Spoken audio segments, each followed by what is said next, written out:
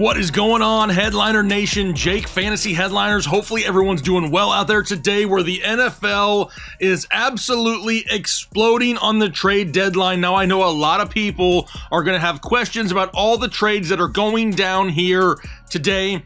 Don't worry, we'll cover the running backs here in this video, but we're also going to have a separate video breaking down each trade and just trying to understand what are these moves going to look like going forward. But we have a ton, and when I say a ton, I mean a crap load of bye weeks this week and a lot of top tier running backs that we will not have. We won't have Nick Chubb. How about Zeke, Tony Pollard, the Denver okay, we're not going to miss the Denver backfield, but Saquon Barkley, Najee Harris, Christian McCaffrey. They're on buys this week, so we're not going to have them available, which means make it a little ugly out there for some of you. We may have to start a few guys that we were not planning on it, but we're not wasting any time. I have a giveaway to announce here first.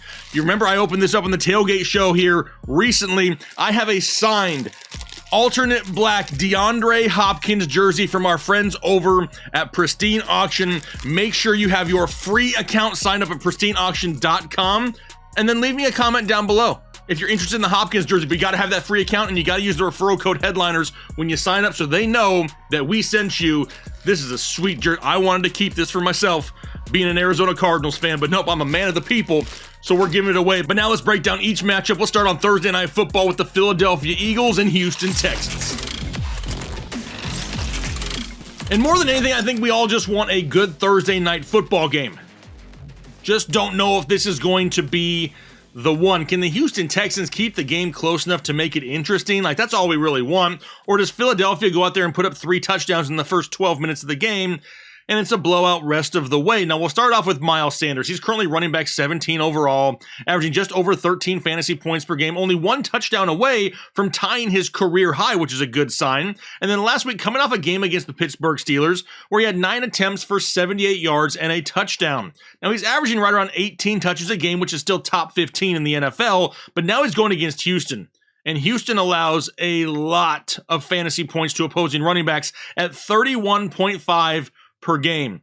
That's the worst in the NFL. The second worst team behind Houston is still 5 points lower than them. That's how bad Houston has been here as of late. No major injuries that really concern Miles Sanders, but I have to drop the X factor here just a little bit because he's still touchdown dependent in this offense, because he's not always getting enough volume and doing enough with it to be a start if he doesn't find the end zone. I mean, look at 3 of the last 5 games, he's averaged under 4 yards per carry, so he's not been overly efficient. Plus, you have the Jalen Hurts factor, but I'm hoping for a big lead in this game and a little bit more Miles Sanders there down the stretch, so he's an obvious start. His opponent, Dameon Pierce, he's currently running back 16 on the year. He was saved by a touchdown last week as well, but he saw the fewest touches in a game since week 3, which is somewhat confusing, but he does have touchdowns now in 4 of the last 5 games played and has seen at least 5 targets in 3 of the last 4. He's top 10 in touches overall per game, which is great.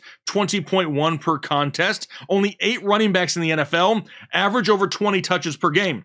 Dameon Pierce has been one of them, but this is not a great matchup for him going up against Philadelphia. Their defense playing so well and their offense scoring so many points. Opposing teams don't really have a chance to run against them very much. Now, offensive guard A.J. Cam and Justin McCray, they're questionable, along with also wide receiver Nico Collins as he come back. We really need somebody else on the outside to help try to take defenders out of the box. Now, this is a matchup on primetime TV, and I really don't see the Texans keeping this game close enough to where they overly rely on Dameon Pierce. I'm actually worried about this start here. If it wasn't for all the bye weeks, he would probably be a little bit further down the rankings, but I got him as a fringe start nonetheless. How about we move on to Sunday football now? The Los Angeles Chargers and Atlanta Falcons. The return of Austin Eckler. Thank you. At least we get him back here this week. The current running back 2 overall, coming off his bye week. He should be fresh, but can he stay hot? Because he's had 8 touchdowns in his last 4 games played, and he is just like a manscaped hair away from averaging 20 touches per game at 19.6. Now a matchup going up against Atlanta. They allow the 14th most fantasy points to opposing running backs at 20.7 per game. When it comes to injuries, though, everyone except Austin Eckler, right? We got Mike Williams, you got Keenan Allen, you got Josh Palmer still in concussion protocol, Donald Parham. I mean, hell, even the kicker Dustin Hopkins is questionable to play. This could be a lot of volume going the way of Austin Eckler, which is a good thing and could be a bad thing as well, because now the opposing defense in Atlanta only really has to worry about Austin Ekeler right now if we can't get a few of these guys back, but it doesn't matter. We're not sitting Austin Ekeler. His opponent, Tyler Algier and Caleb Huntley, both these guys sitting outside the top 30 in a 50-50 split, a sucky 50-50 split too, because Tyler Algier is the guy finding the end zone when Caleb Huntley is the guy doing the most with his touches. Tyler Algier last week only averaged 2.8 yards per carry, but found the end zone and was the better start.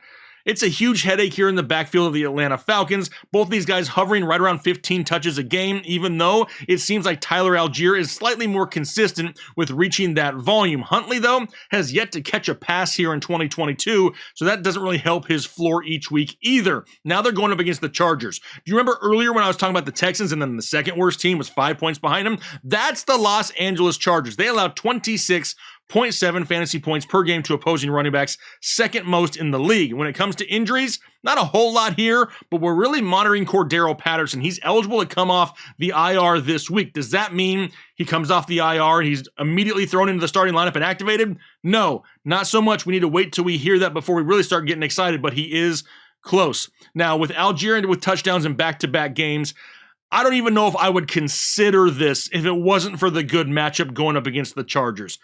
That and the bye weeks paired with that, I really want no part of this backfield, but if I had to take a stab on one guy, it'll be a low-end start for Algier in hopes that he can find the end zone again. How about the Miami Dolphins and Chicago Bears? We got two teams pretty active here around the trade deadline because we have no more Chase Edmonds in Miami, but now we have Jeff Wilson Jr., who rejoins former teammate Raheem Mostert and plays for former San Francisco coach Mike McDaniel, now in Miami. You got all that? There's going to be a quiz at the end, so I hope you're paying attention. Now, Raheem Mostert's been the lead running back in this backfield for majority of the season, right? He really wasn't splitting touches anywhere.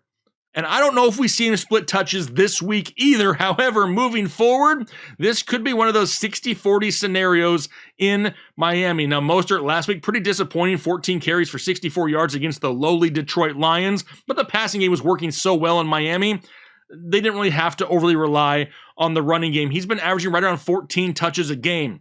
That's going to be kind of where he's going to stay middle. I can see that even dropping towards like the 12 touch mark once we get a full Jeff Wilson in this offense.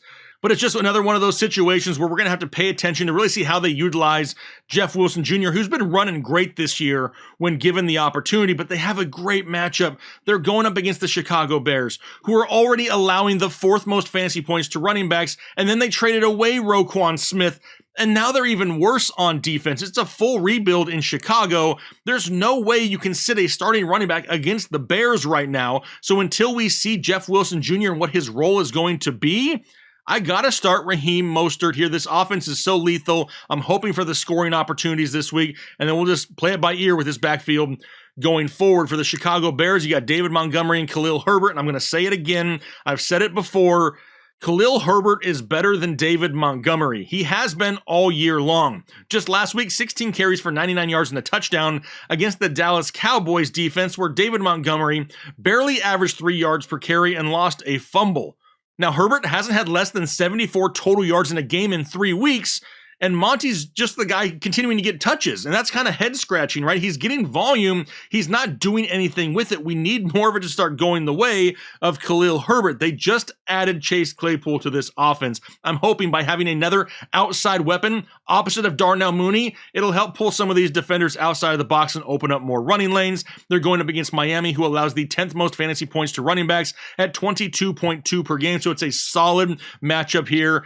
But it's another one of those situations where if this wasn't a bye week scenario, I don't know if David Montgomery makes the cut into the start column. But being that we're missing so many studs and there's so many question marks this week, I feel more comfortable with Herbert, but Monty's going to be a fringe start for me here in week 9. Which will take us down to Carolina and Cincinnati. Then we'll start off with Donta Foreman, Chuba Hubbard, and anybody out there that says that they were expecting 118 yards a game rushing from Donta Foreman is an absolute liar. Then you sprinkle in the fact that he got 3 touchdowns in one game just last week, and you're like, what the? is going on in Carolina? In his 2 games without Christian McCaffrey now, he's averaging 20 plus touches a game. Cincinnati is allowing over 18 fantasy points per contest, and we just saw Nick Chubb run all over them. But when it comes to injuries, what are we thinking about with Chuba Hubbard this week and his ankle injury? He's questionable to play, but has already come out himself and said he expects to be out there this weekend.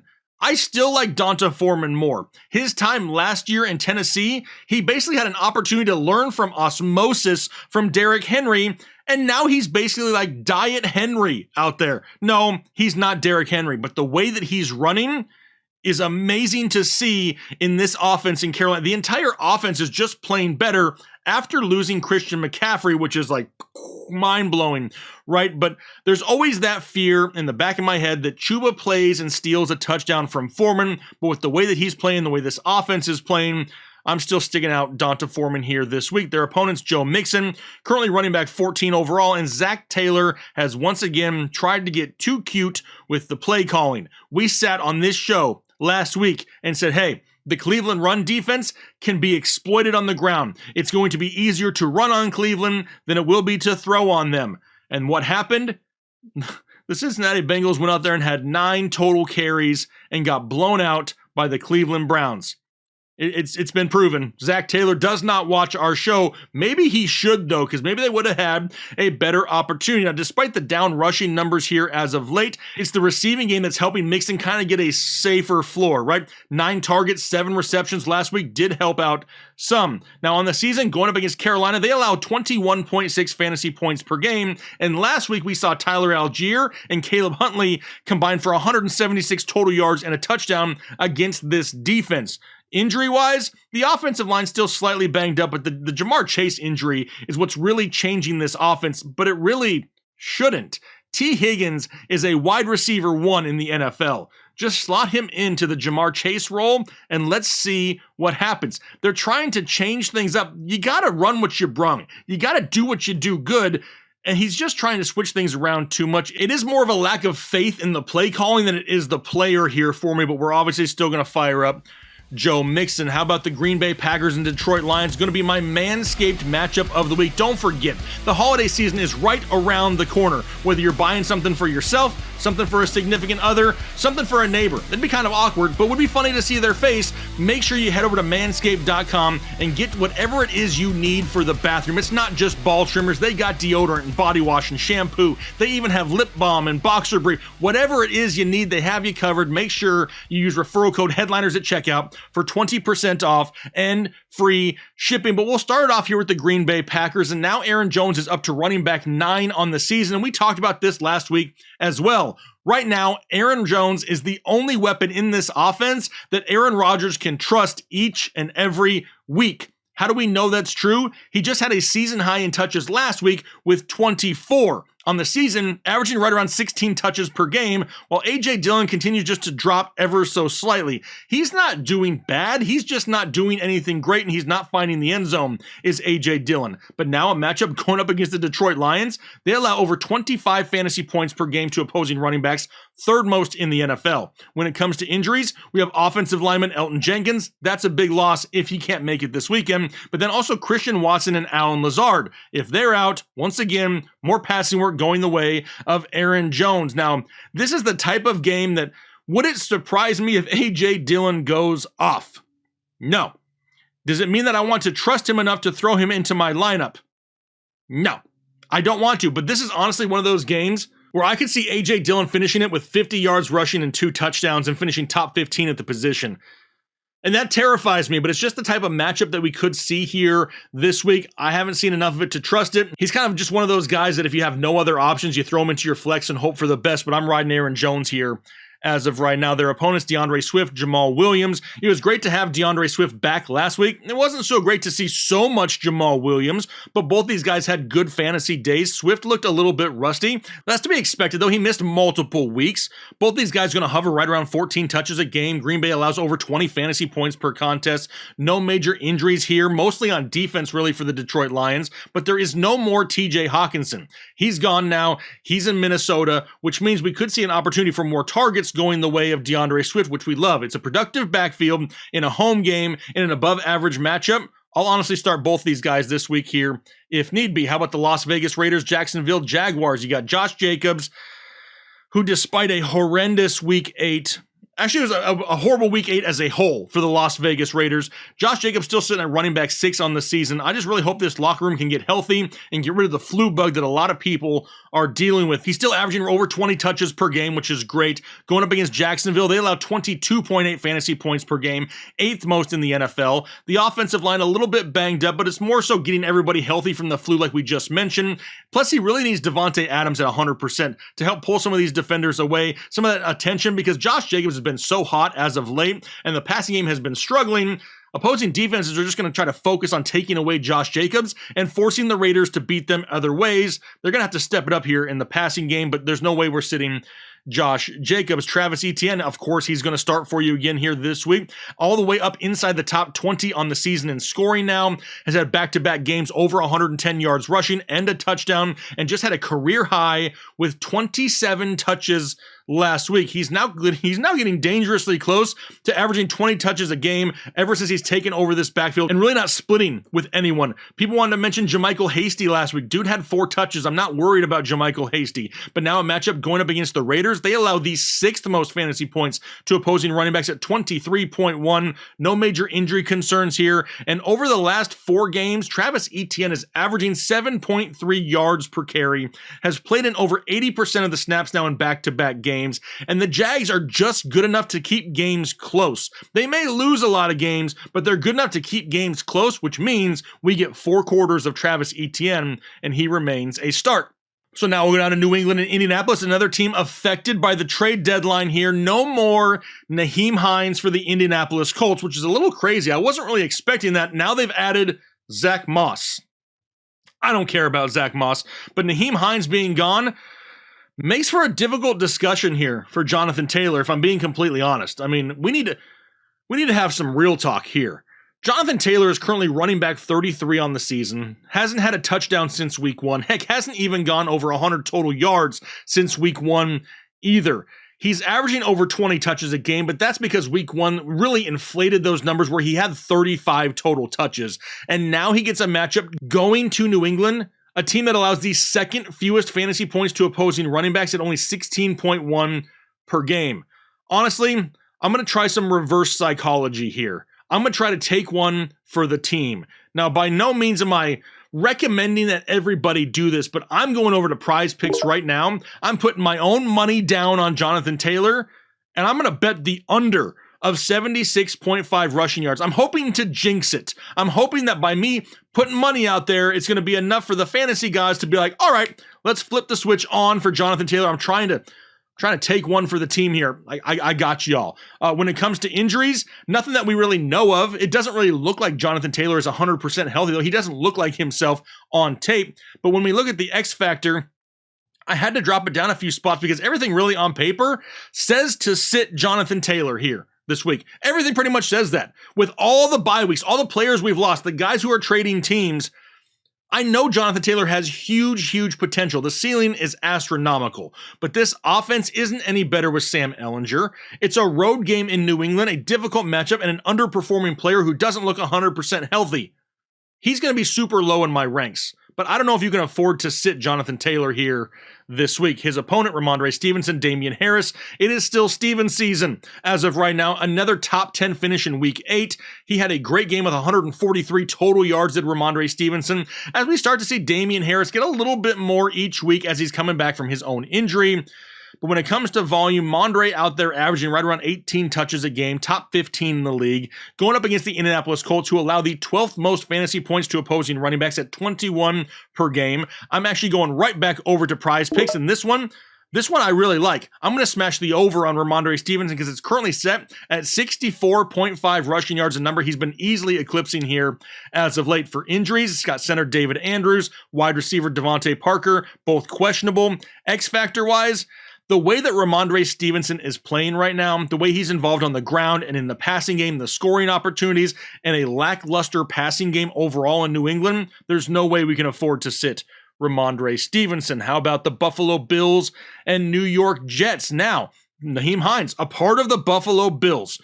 but no more Zach Moss. But it doesn't really matter because Zach Moss wasn't really getting used anyway. Maybe you guys noticed it in last week's game with Devin Singletary. It felt like he had 50 yards rushing like early on in the first quarter, and then they basically would just abandon the running game altogether until the fourth quarter.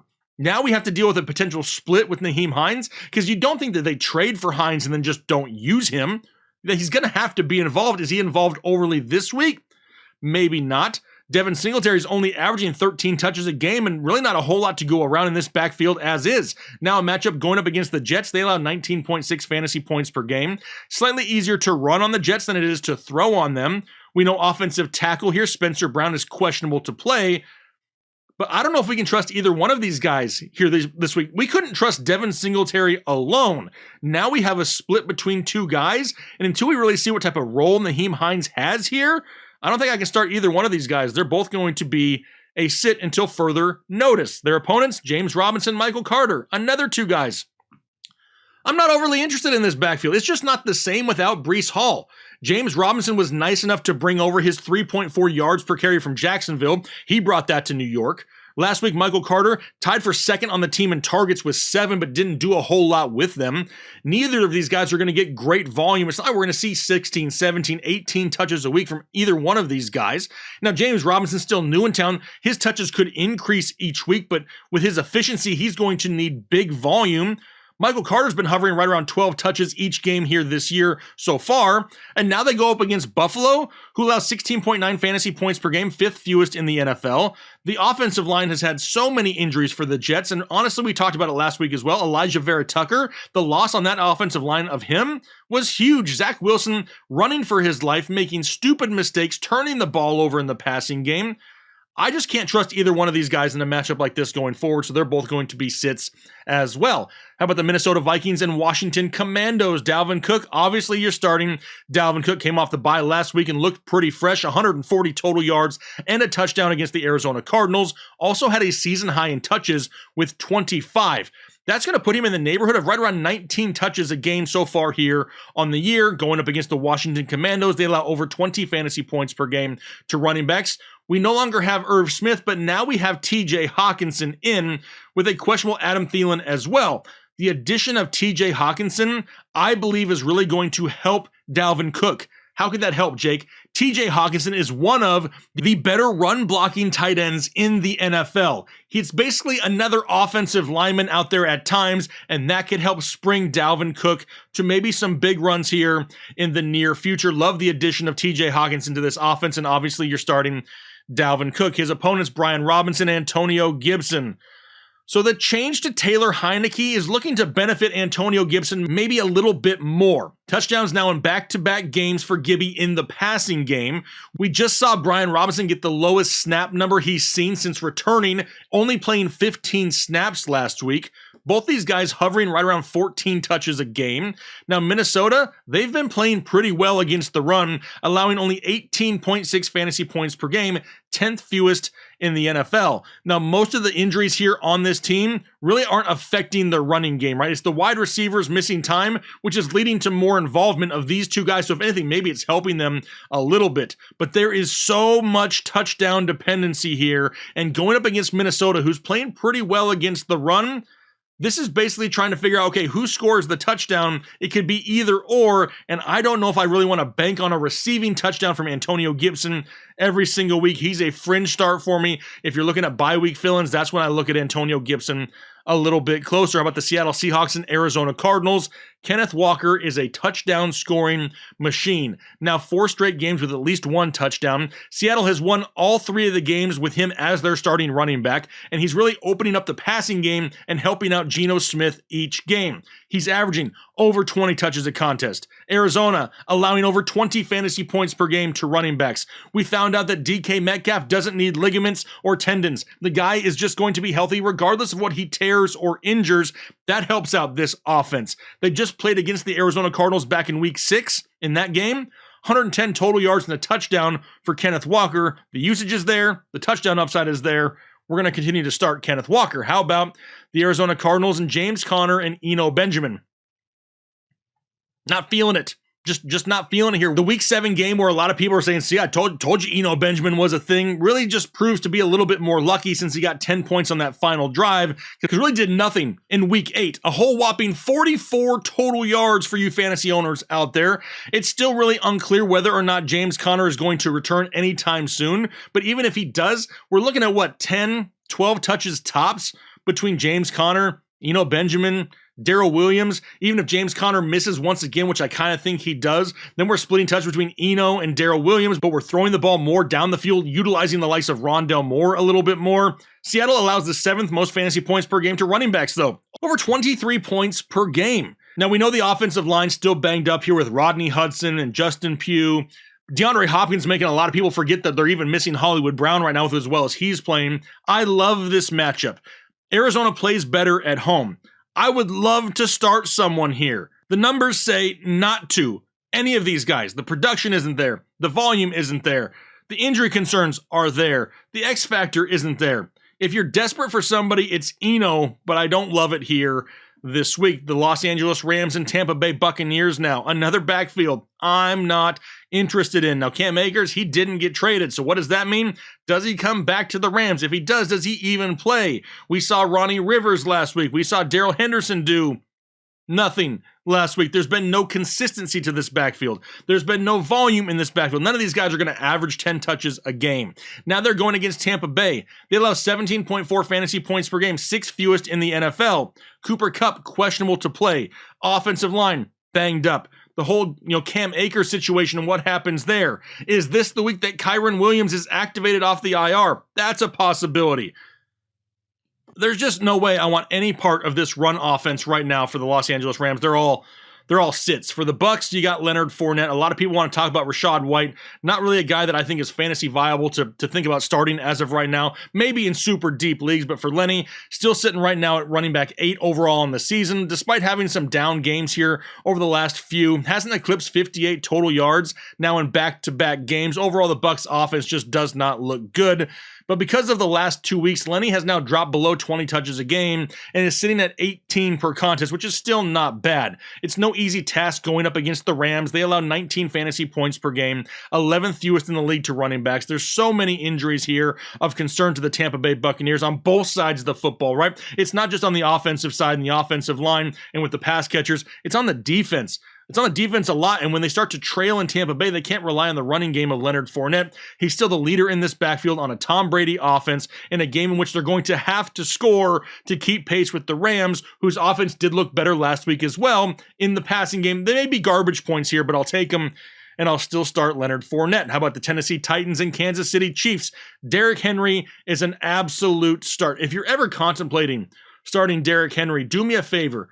Log into your fantasy app and just delete your league, because you don't belong playing fantasy football if you ever think about sitting Derrick Henry. Running back 5 on the season, 4 straight games over 100 yards rushing, had 219 yards last week against the Houston Texans, has had 3 straight games now with over 30 touches, and is only 6 receptions away from a new career high, and he gets to go against the Kansas City Chiefs, who allow over 22 fantasy points per game. Yeah. We're going to fire up Derrick Henry. His opponent, you got CEH, you got Isaiah Pacheco, you got Jerick McKinnon. And honestly, I didn't even miss this backfield last week when they were on bye. It's just such a nightmare trying to figure out. I mean, how do you produce when the ball is being split 3 ways? No one gets consistent volume. CEH gets the touchdowns, 6 touchdowns in 7 games played, but really does nothing outside of that. Plus, Tennessee is playing pretty good against the run, allowing only 16 fantasy points per game to opposing running backs. And when you split that 3 ways, that's not very much to really bank on here this week. No major injury concerns in Kansas City coming off of their bye week. But at any moment, this backfield can explode. Isaiah Pacheco, probably CEH more so than Jerick McKinnon.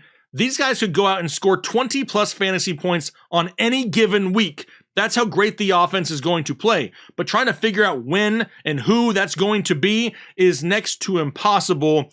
I would prefer to avoid them altogether. If I had to take a stab at someone, it's going to be CEH just because he continues to find the end zone. How about the Baltimore Ravens and New Orleans Saints?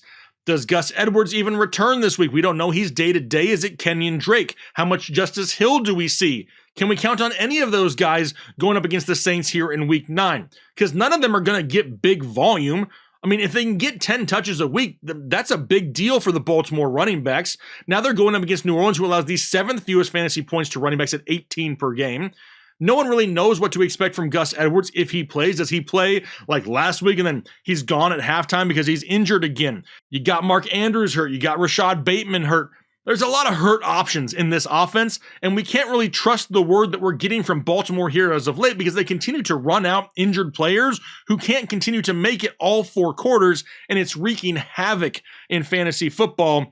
I just can't trust it. I would prefer to sit both these guys if I had to choose one. As of right now, today, it's Kenyon Drake by a hair. And then lastly, Alvin Kamara. All these Saints injuries is really helping out Alvin Kamara, who's up to running back 13 overall on the season, has 4 straight games over 100 total yards, has had 9+ targets now in 3 straight games, and has popped the 2022 TD cherry where he had 3 of them in week 8. He's averaging over 21 touches a game right now, going up against Baltimore, who allows 19.8 fantasy points per game, but the addition of Roquan Smith could bring that number down here just a little bit. He's a great member on the defensive side of the football for the Ravens.